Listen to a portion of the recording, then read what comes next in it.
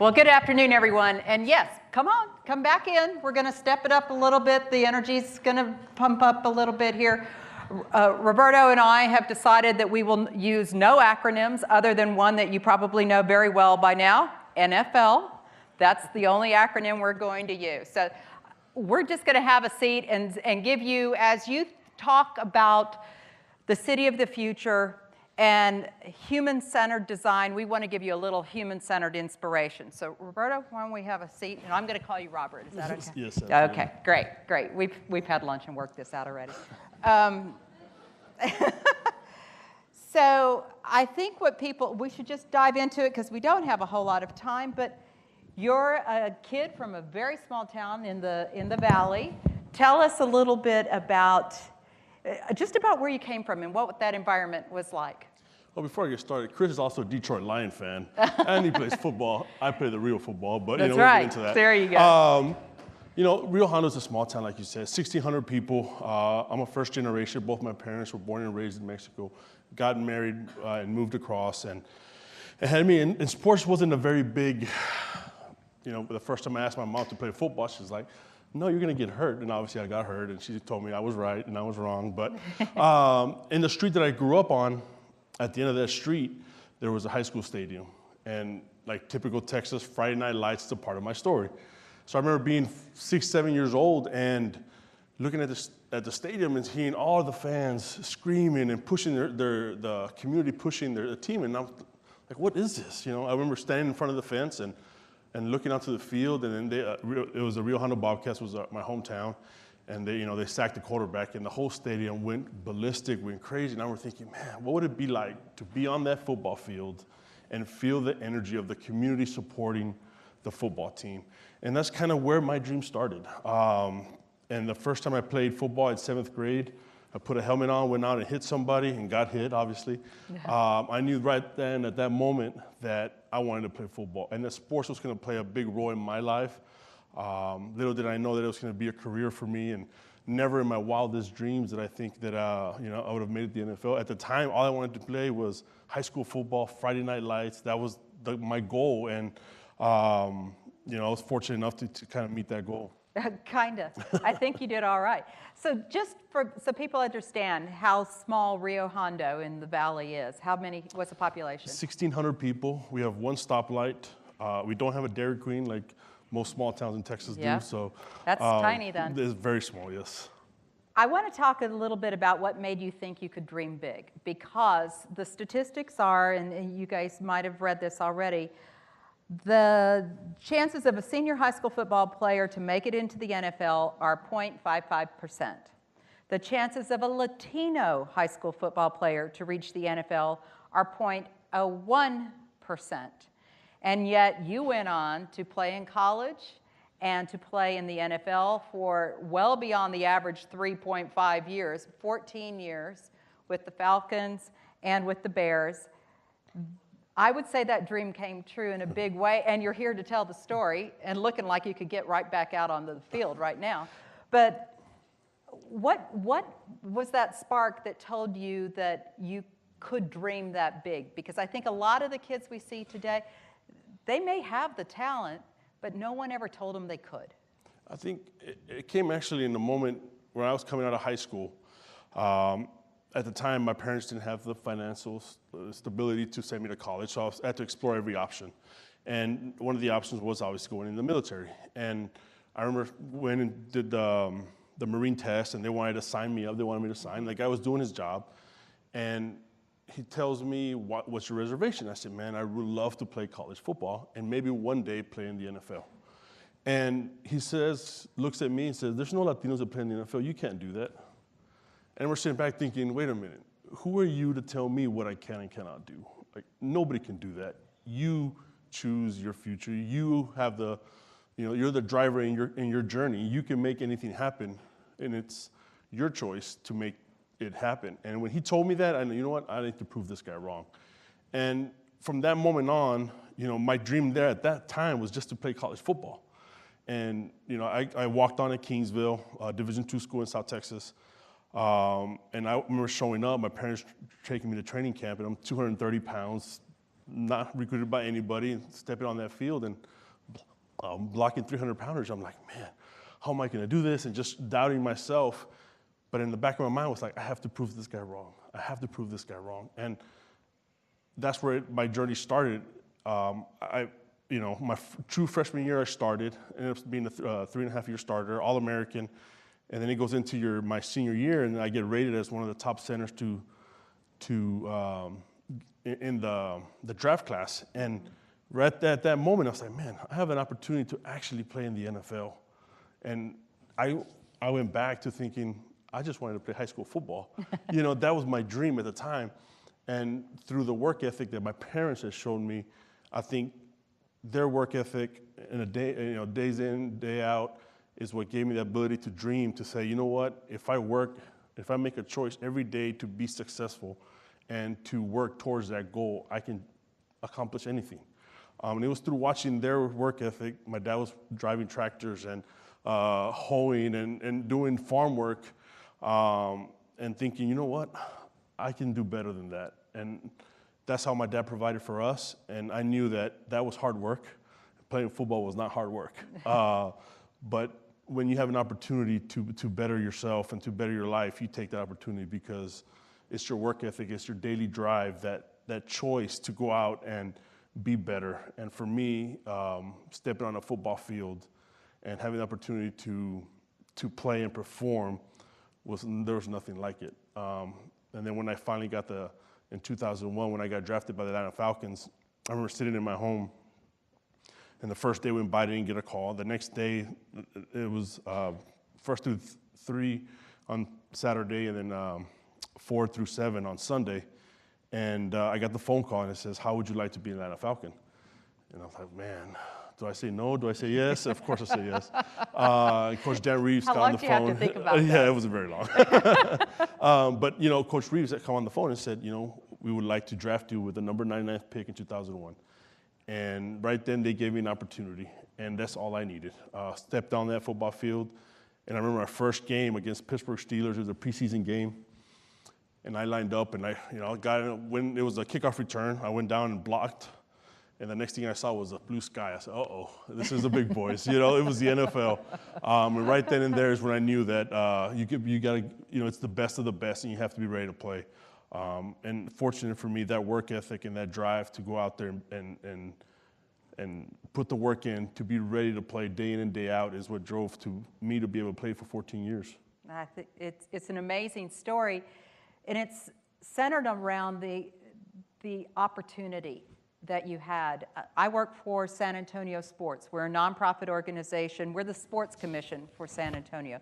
So we're the folks who bring the rock and roll marathon, the NCAA Final Fours to San Antonio and deliver enormous economic impact for the community. But unlike any other sports commission in the country, we deliver sports programs to kids in underserved neighborhoods in this city.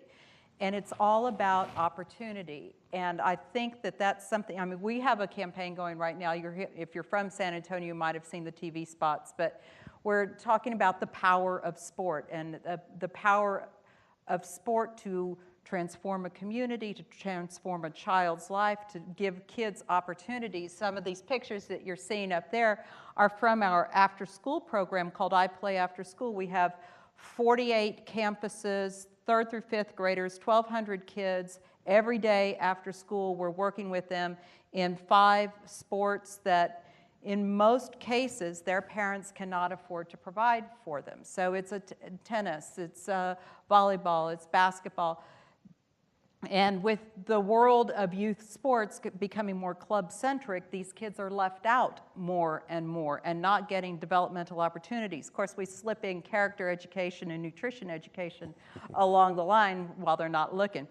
And it's been a tremendously successful program. Our kids have lower absentee rates, higher performance in the classroom, all of those great things that are because they have been provided opportunities. Now, do we hope Some of these kids grow up to play in the Olympics, to be on an NFL team, to be in the NBA. Oh, they all want to be that. Trust me, when you ask a little bitty kid this big what they want to do, and they say, I'm going to play for the Spurs someday, you just nod your head and say, of course you are.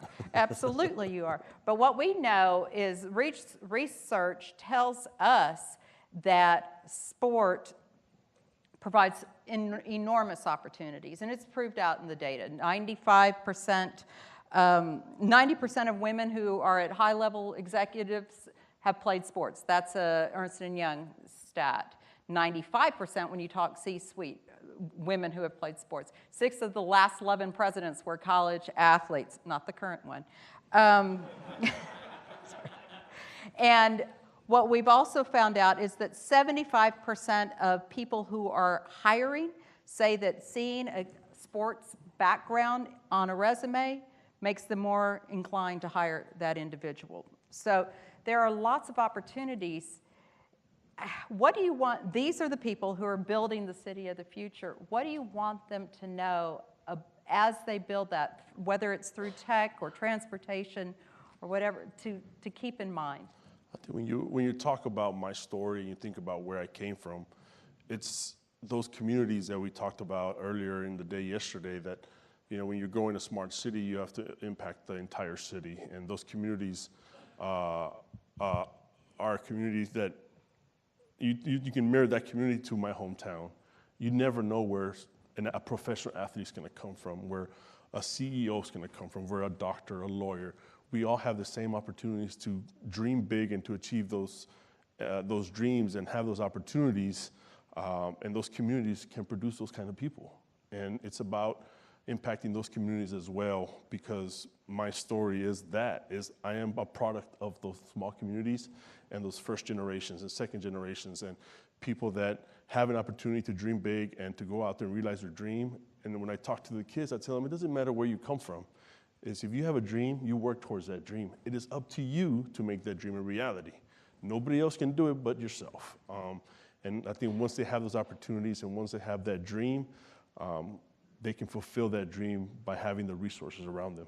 It really is literally leveling the playing field, right? Absolutely, and that's what the power of sport is working together, having the work ethic, trying to be successful, learning from your failures. Nothing more important in life than learning from those failures. Nobody wants to lose, but it's a part of the game. And when you learn to appreciate how we lost, why we lost, and get better and produce a champion week in and week out, I think that's one of the greatest lessons, right? Working with a team and having the perseverance to overcome those battles that come within a team, and then obviously playing a football game. And there's so much that you learn of working with people in sports and what it takes to be successful. I think is what's the power of sport is the greatest message. Yeah. What do you think is we make the connection through research about a kid's opportunity to experience sport and their success, personal and professional, as an adult? How's that play? Your life, your career didn't stop when you left the field. So how's those lessons you learned along the way played out now? I think that's a big part of what I did in Chicago, in Atlanta, in the off the field, reaching out into the communities and sharing my story of, like I said before, it doesn't matter where you come from and who you are. If you have a dream and you work towards that dream, you can achieve that dream.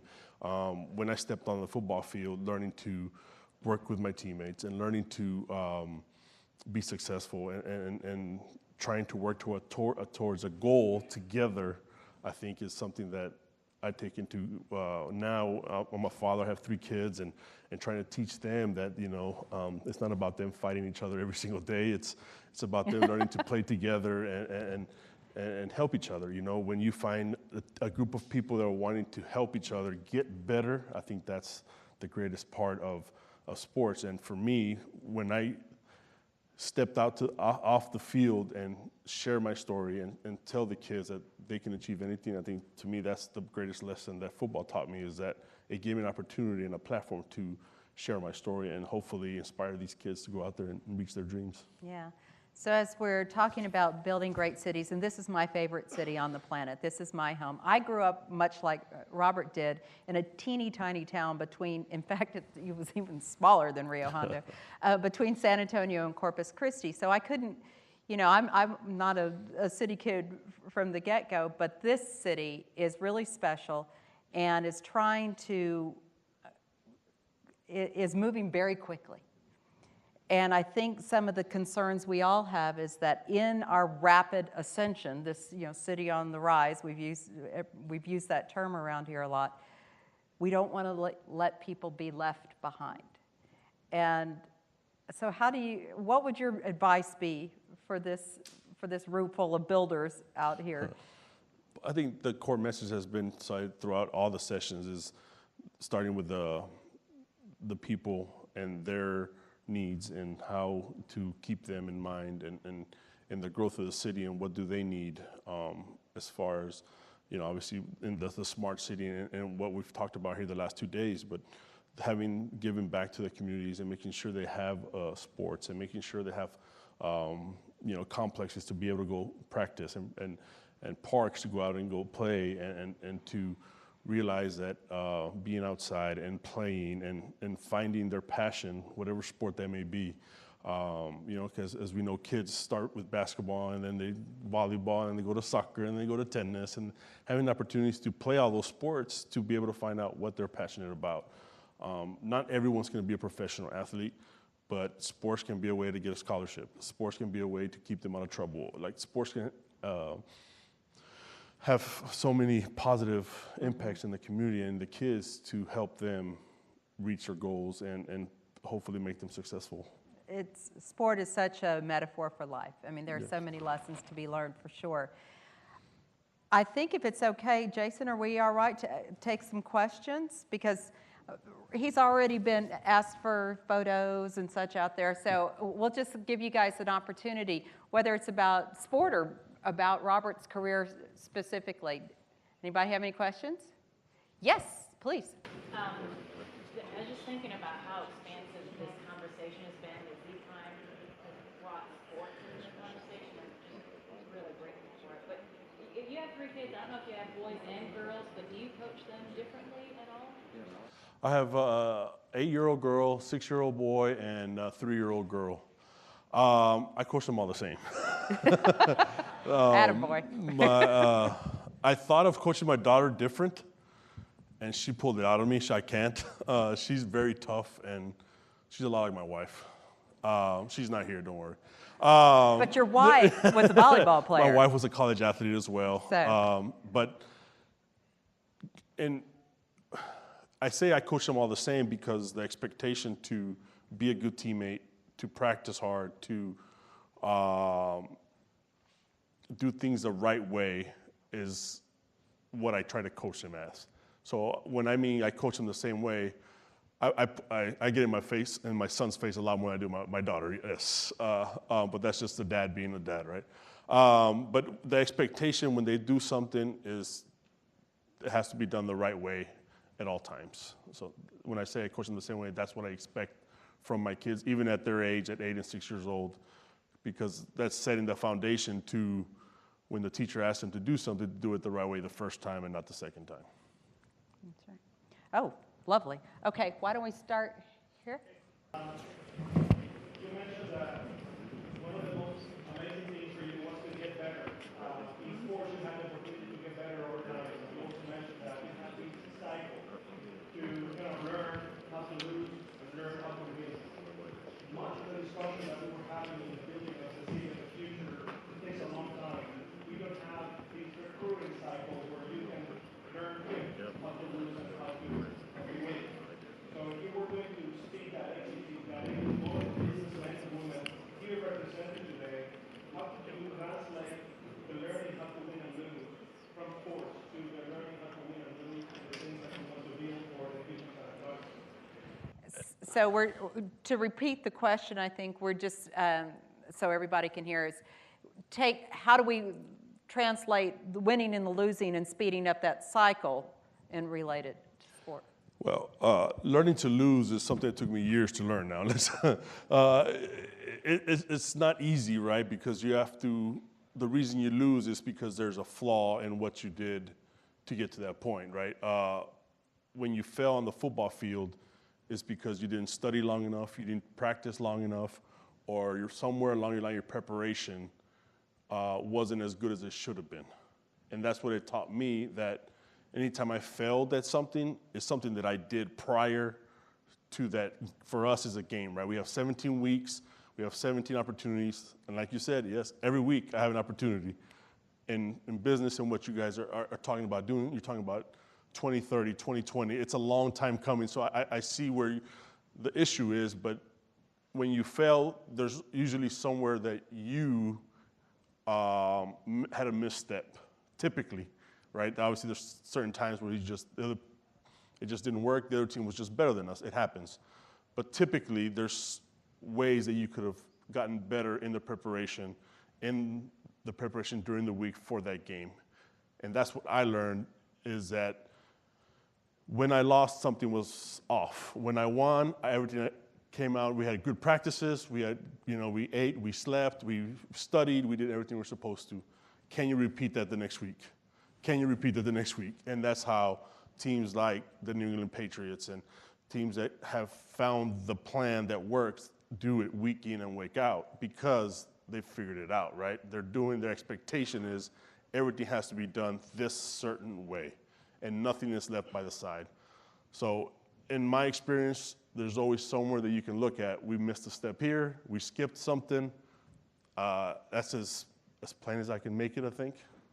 Yeah. Thanks, Robert. I think we have time for one more question, because we're keenly aware we stand between you and happy hour. Yes.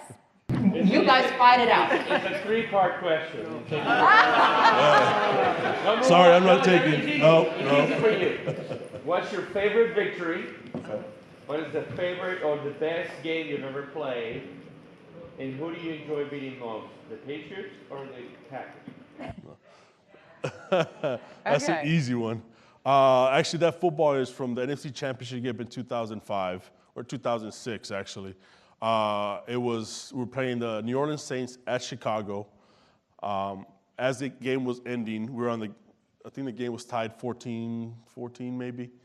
And we got the ball back, and we started driving the ball. We started at the 10-yard line, and we just kept calling the same play over and over again. And it was a run play, and we just kept mashing those guys.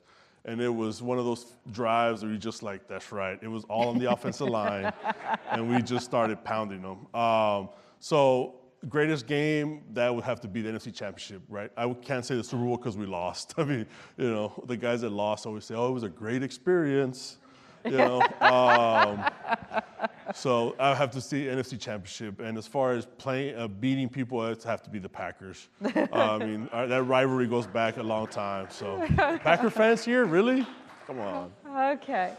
Well, thank you guys very much. And I would just encourage you, builders of the city of the future, to keep in mind the communities that could easily be left behind if you do not include them. Thank you guys very, very much. And Robert, thanks so much. Thank you really very much. Appreciate it.